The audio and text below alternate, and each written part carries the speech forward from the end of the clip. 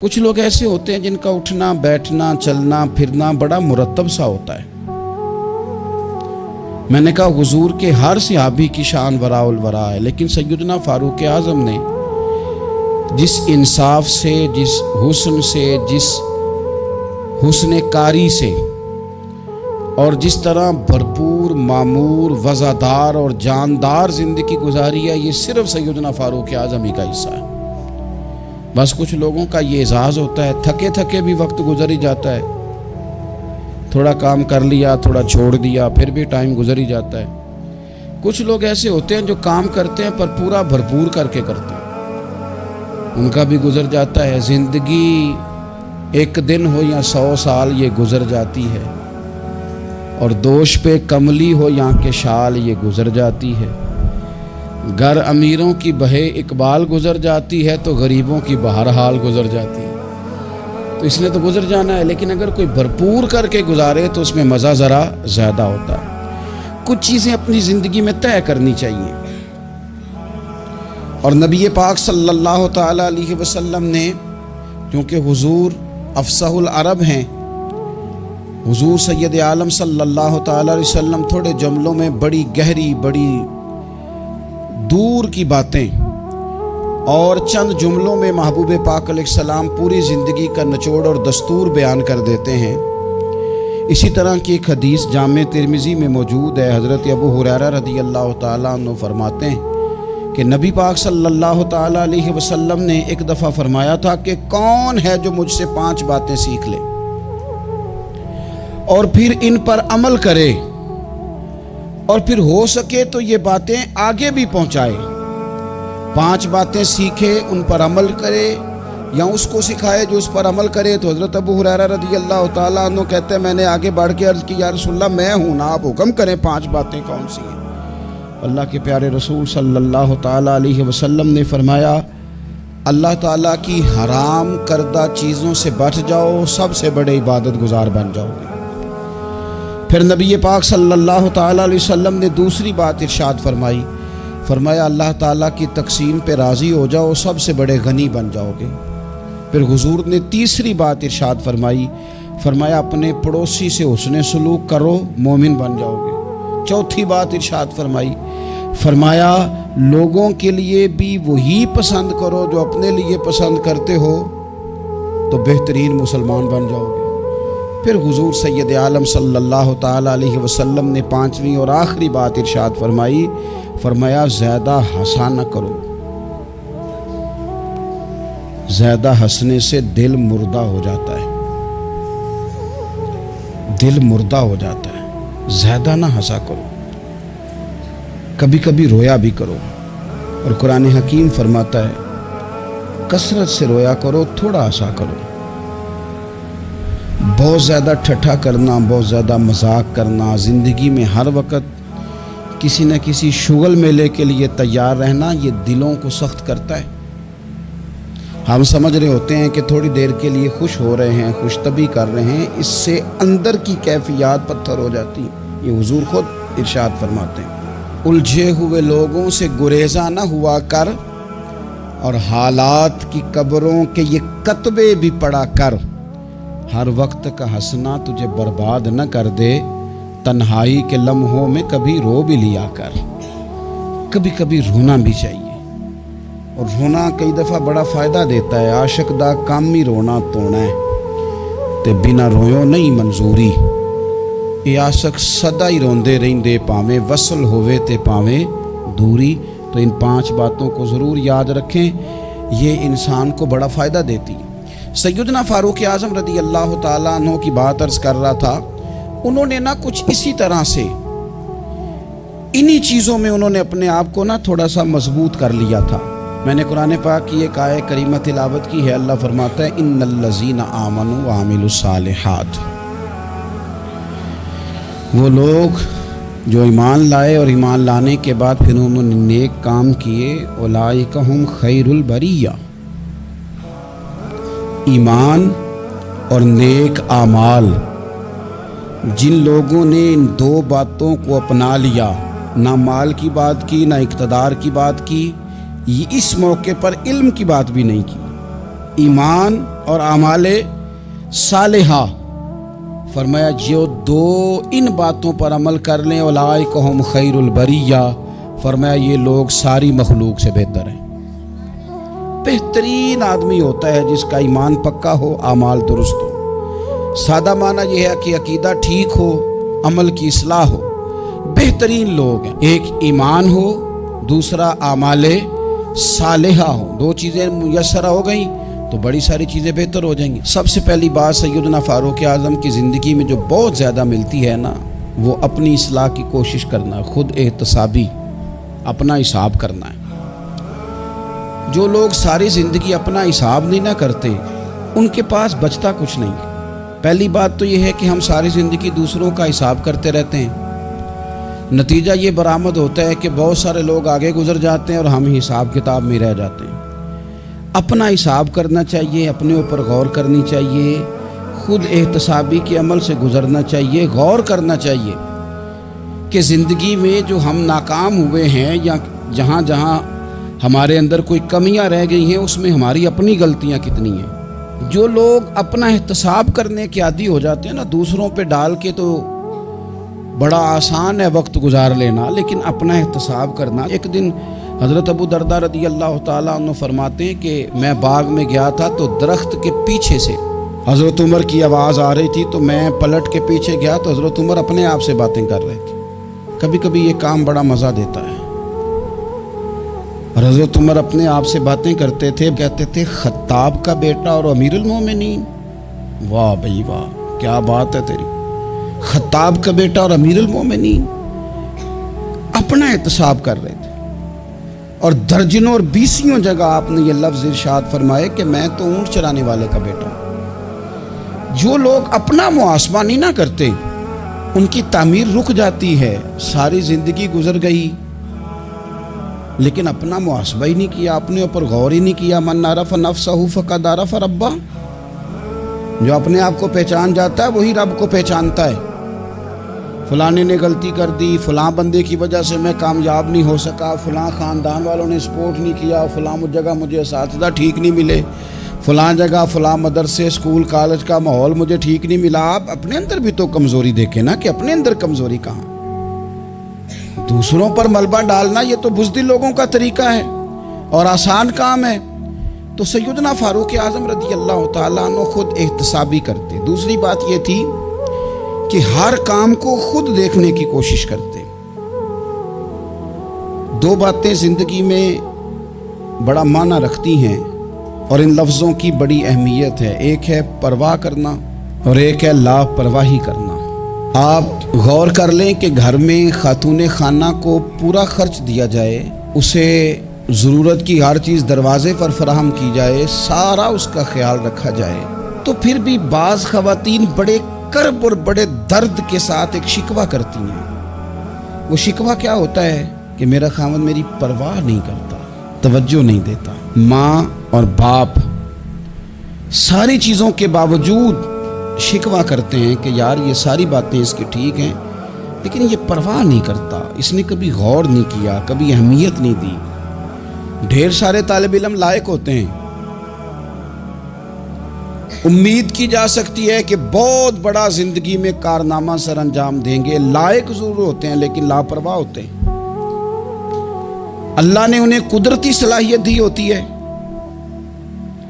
رب تعالیٰ نے انہیں وسعت دی ہوتی ہے حافظے میں، لیکن وہ ایک لاپرواہی کی وجہ سے اپنی زندگی کی ساری خوبیاں ضائع کر دیتے ہیں، پرواہ نہیں کرتے، جو کام ضروری ہوتا ہے اس پر توجہ نہیں دیتے۔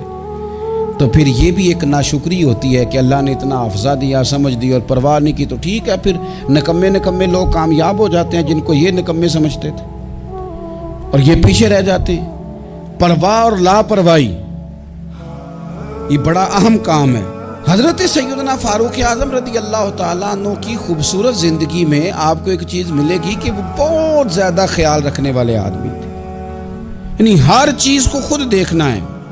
گورنر مقرر کر دیا تو اب گورنر مقرر کر کے وہ بالکل خود لا تعلق نہیں ہو جاتے تھے صوبے سے۔ گورنر مقرر کیا ہے، اب گورنر کی نگرانی کرنی ہے کہ وہ کام ٹھیک کر رہا ہے کہ نہیں کر رہا۔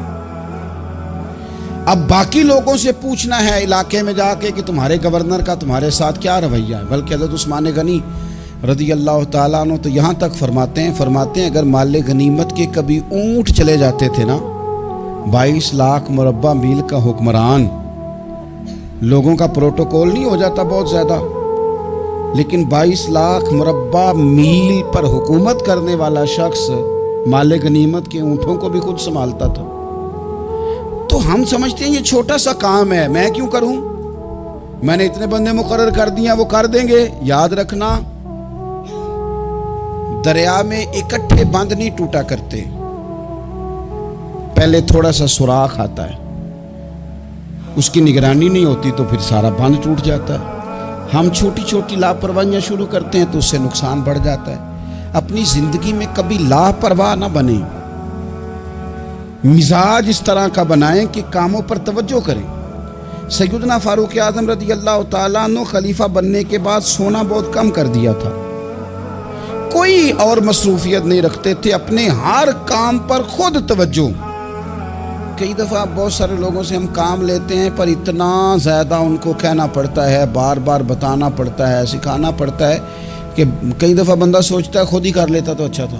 تو جب کام کرنا بھی ہے تو 100 دفعہ کہنے سے بھی کرنا ہے، تو ایک دفعہ کہنے سے بھی کر ہی لینا ہے. تو کام پر خاص توجہ دینا یہ سیدنا فاروق اعظم رضی اللہ تعالیٰ عنہ کا طریقہ تھا. تیسری بات یہ تھی، حضرت عمر میں مشاورت کے بڑے قائل تھے.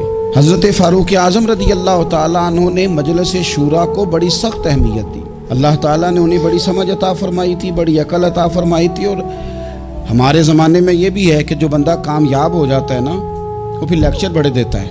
وہ کہتا ہے میرے قول تو قوال زرعی ہیں، ان کو سنو، یہ تو حسین پھول ہیں، جو بڑی خوبصورت چیزیں ہیں، جو کامیاب جو ہو گیا.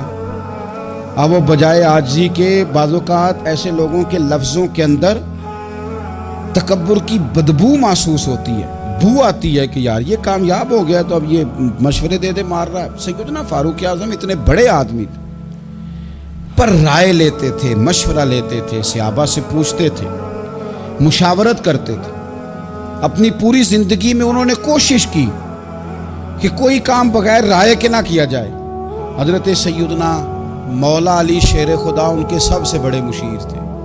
حضرت عثمان غنی، سیدنا ابو درداء، حضرت جناب عبد الرحمن ابن عوف رضوان اللہ تعالی علیہ مجمعین، ان لوگوں سے مشورہ کرنا، ان سے رائے لینا اور رائے کے مطابق آگے چلنا، اور پھر جو رائے خیر کی ہو اسے قبول کرنا ان کا مزاج تھا. کچھ لوگ مشورہ کرتے ہیں لیکن بندوں کو راضی کرنے کے لیے، تو وہ مشورہ کرتے تھے قبول کرنے کے لیے. پھر ہمارے ہاں لوگ مشورہ کرتے ہیں اپنے خوشامدیوں سے، تو خوشامدی جو مشورہ دیتے ہیں وہ تو کہتے ہیں جناب بلے بلے، آپ فکر ہی نہ کریں، آپ کار گزریں. حضرت فاروق اعظم رضی اللہ تعالیٰ عنہ ان لوگوں سے رائے لیتے تھے کہ جن کی رائے بعض اوقات آپ جو چاہ رہے ہوتے تھے اس رائے کے مخالف ہوتی تھی، تو وہ اس رائے کو بھی قبول کرتے اور اپنی رائے کو چھوڑتے. اور ڈھیروں کام انہوں نے ایسے کیے. حضرت سیدنا فاروق اعظم رضی اللہ تعالیٰ عنہ نے ایک دفعہ ایک بات ارشاد فرمائی، تو ایک خاتون نے پردے کے پیچھے سے اٹھ کے کہا کہ فاروق اعظم آپ یہ بات اس طرح کر رہے ہیں اور قرآن پاک میں یہ بات میری سمجھ میں اس طرح آئی ہے. آپ اپنے اجتہاد سے بات کر رہے تھے، اس نے اپنے اجتہاد سے بات کی. تو حضرت عمر فوراً بولے، یہ میں اس شخص کی بات کر رہا ہوں جو محدث ہیں اس امت کی، ان کی بات کر رہا ہوں جنہیں حضور نے فرمایا میرے بعد نبی ہوتے تو عمر ہوتے. حضرت عمر فوراً کہنے لگے لوگوں، ایک مرد نے خطا کی ہے اور ایک عورت نے درست کہا ہے. لیکن آپ دیکھ لیں بڑے سارے لوگ ہیں جو رائے تو لیتے ہیں پر مشورہ کرنے کو تیار نہیں ہوتے. چوتھی بات سیدنا فاروق اعظم کی مقدس زندگی میں جو ہمیں بہت زیادہ ملتی ہے وہ یہ ہے کہ مزاج میں عدل و انصاف بہت زیادہ تھا، اور گھر کے اندر سے لے کر عدالت کے ایوانوں تک مزاج عدل والا، طبیعت عدل والی. یاد رکھ لیں کہ جہاں انصاف نہیں نہ ہوتا وہاں کوئی چیز قائم نہیں رہتی. معاشرے ہمیشہ عدل و انصاف سے چلتے ہیں. حضرت عمر فاروق رضی اللہ تعالیٰ عنہ پر بذات خود مقدمہ ہو گیا تو آپ قاضی کی عدالت میں پیش ہوئے، لیکن جب آپ گئے تو قاضی صاحب اٹھ کے کھڑے ہو گئے. پھر انہوں نے بڑے احترام کے ساتھ آپ کا نام لیا تو حضرت فاروق اعظم رضی اللہ تعالیٰ عنہ فرمانے لگے آپ اس مقدمے کا فیصلہ کر لیں، اس کے بعد میں آپ کو معزول کر دوں گا، اس لیے کہ یہاں تو آپ وہی احترام اس شخص کو بھی دیتے جس نے میرے اوپر مقدمہ کیا ہے، اور یہاں مجھے بھی نہ دیتے، چونکہ آپ نے میرا اعزاز کیا ہے حالانکہ میرے اوپر مقدمہ ہے، تو لہٰذا آپ دو لوگوں میں انصاف نہیں کر سکے، یہ فیصلہ آپ کر لیں، اس کے بعد آپ کو فارغ کر دیا جائے۔ جب آپ خود کو قانون کے حوالے نہیں کرتے تو پھر آپ کیسے توقع کرتے ہیں کہ دنیا میں انصاف قائم ہوگا؟ تو یہ مزاج تھا۔ پانچویں بات یہ تھی کہ حضرت فاروق اعظم جان، مال اور املاک کے تحفظ کے بڑے قائل تھے۔ وہ کہتے تھے کہ مسلمانوں کی جان، مال، گھر یہ قیمتی اثاثے ہیں۔ ہمارے ہاں غریب آدمی تھانے میں پرچہ کٹوانے نہیں جاتا، وہ کہتا ہے جتنے سوالوں کا مجھے جواب دینا پڑے گا نا، چور کو اتنے سوالوں کا جواب ہی نہیں دینا پڑتا، وہ جاتا ہی نہیں۔ حضرت عمر فاروق رضی اللہ تعالیٰ عنہ قدر کی نگاہ سے دیکھتے تھے انسان کی عزت کو، اور بہت قدر کی نگاہ سے دیکھتے تھے۔ جب ایک گورنر صاحب کے بیٹے نے کسی عام مسلمان کو کوڑا مار دیا یا کوڑے مار دیے تو حضرت عمر فاروق نے گورنر کو بلا کے جو لفظ کہے تھے وہ تاریخ کا حصہ ہیں۔ آپ نے فرمایا تھا کہ تم گورنر ہو لیکن تم نے کب سے لوگوں کو اپنا غلام سمجھنا شروع کر دیا ہے، حالانکہ ان کی ماؤں نے انہیں آزاد پیدا کیا ہے، ماؤں نے آزاد پیدا کیا اور تم نے انہیں غلام سمجھنا شروع کر دیا۔ تو آپ کے مزاج کے اندر جو جان، مال، عزت کا تحفظ تھا وہ ایک بڑی اہم بات تھی۔ اور چھٹی بات بڑی اہم تھی، وہ یہ تھا کہ اپنی رعایا میں جہاں ان کے مالی معاملات کا خیال رکھتے تھے، ان کے حقوق کا تحفظ کرتے تھے، ان کے جان مال کی حفاظت کا ذمہ لیتے تھے، وہاں ان کی اصلاح کرتے تھے، دینی اصلاح۔ یعنی یہ خلیفہ وقت ہیں جو فجر کی نماز کے لیے گھر سے نکلتے ہیں تو رستے میں جتنے گھر آتے ہیں ان کے دروازوں پہ دستک دیتے ہیں، اٹھو نماز کا ٹائم ہو گیا۔ اور اگر ایک صحابی جماعت میں دیر سے آتے ہیں تو حضرت عمر ان سے فرماتے ہیں کہ آپ دیر سے کیوں آئے ہیں؟ آپ اگر وقت پہ نماز ادا نہیں کریں گے تو پھر باقی لوگ کس طرح توجہ کریں گے آپ کے جو گھر کے ہیں اور آپ کے جو تحت جن کو اللہ نے بنایا ہے؟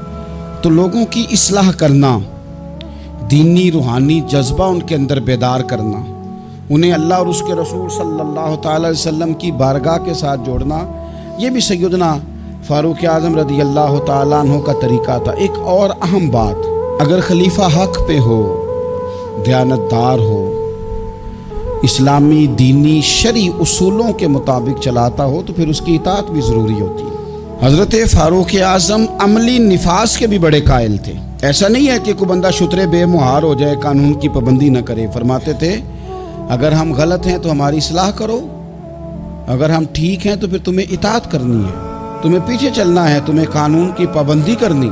اس حوالے سے بھی ان کا درہ ہمیشہ کھڑا رہتا تھا کہ کسی شخص کو اطاعت سے نکلنے کی اجازت نہیں ہوگی۔ قانون کی، دین کی، شریعت اسلامیہ نے جن کو اولو الامر قرار دیا، ان لوگوں کی اتباع، ان لوگوں کی فرما برداری بھی ضروری ہوگی، اطاعت بھی ضروری ہوگی۔ تو ہمارے مزاجوں کے اندر جو قانون سے بالا تر ہونے کا تصور ہے، سیدنا فاروق اعظم رضی اللہ تعالیٰ عنہ اس کی بھی شدید مخالفت کرتے تھے۔ حضرت فاروق اعظم رضی اللہ تعالیٰ عنہ کے مزاج میں تھوڑی سختی تھی۔ جب وہ خلیفہ بنے تھے تو اللہ کی بارگاہ میں انہوں نے دعا کی تھی کہ یا اللہ میں مزاج کا سخت ہوں تو مجھے نرم کر دے۔